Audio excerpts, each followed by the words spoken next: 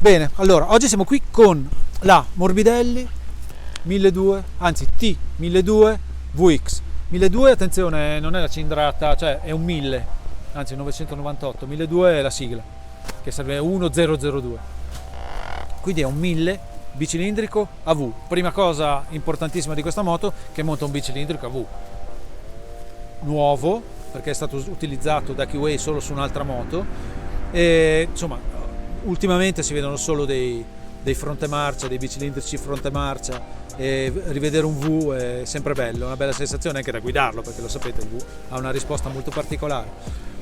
E questo motore deriva da una cruiser e quindi ha le caratteristiche molto da cruiser, cioè ha delle masse volaniche molto grosse. I tecnici mi raccontavano, i ragazzi di Keyway mi raccontavano che in Keyway non lesinano quando c'è da definire la quantità di materiale, da definire un pezzo, non lesinano mai sul materiale, quindi ne mettono sempre in abbondanza per avere maggiore robustezza, maggiore affidabilità. E cosa ne deriva? Il fatto che poi i pesi aumentano. Infatti questa moto pesa 260, dichiarata da Keyway 265 kg con l'80% del serbatoio, cioè pronto marcia con l'80% del serbatoio, benzina piena.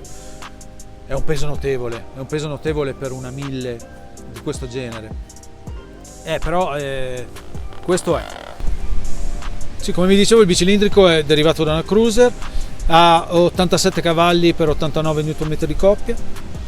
È un motore dalle masse notevoli, molto pacioso, diciamo, e molto regolare in erogazione, estremamente regolare in erogazione, e non è appunto prontissimo nella risposta, però insomma per chi è un passista, per chi è un turista, per chi fa dei chilometri senza pretese di correre, è un motore che va benissimo, anzi ti dà più relax mentre guidi, è molto rilassato. Tutto è unito a un cambio, non ha il quick shifter, probabilmente in futuro arriverà, ma in questo momento non ce l'ha, perché il comando è un ride by wire, il comando del gas, quindi il quick shifter ci può stare up and down.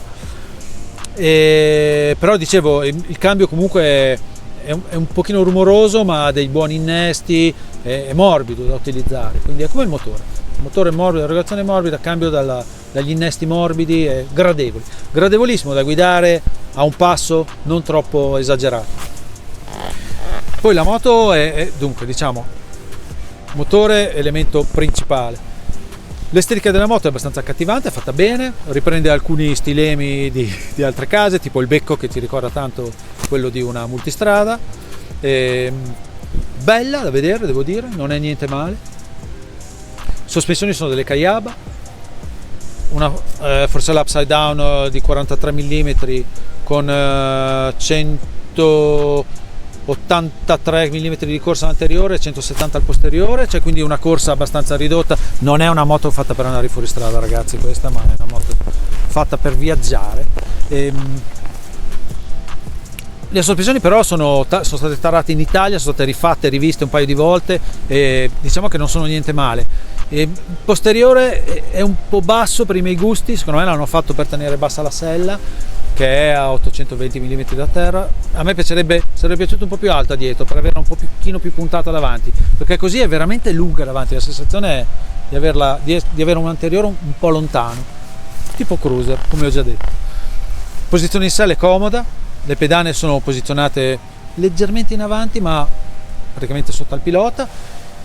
Sella comodissima, sella pilota comodissima, sella passeggero non l'ho provata, ma promette di essere comoda anche questa. Ci sono gli giusti spazi anche per persone che hanno una certa statura. Il manubrio è un po' lontano, come vi dicevo, ha questa sensazione di essere un po' lontano, e di conseguenza dà anche l'idea della ruota davanti un po' lontana, quindi sto faticando a trovare il giusto feeling con l'anteriore, il giusto feedback dall'anteriore. E cos'altro dire? L'abbiamo guidata qui su strade, non abbiamo fatto autostrada, abbiamo fatto solo strade lente, diciamo, solo strade di montagna, quindi abbastanza lente, e quindi non posso dirvi come possa essere in velocità, però la moto è una moto onesta. Ricordiamoci che costa sotto i 10.000 euro, e sotto i 10.000 euro ha anche una dotazione elettronica notevole, perché ha impianto luci full LED, ha manopole riscaldate, sella del pilota riscaldata, e poi ha un'elettronica abbastanza completa, 4 riding mode, ABS e controllo trazione di tipo cornering di Bosch, made by Bosch.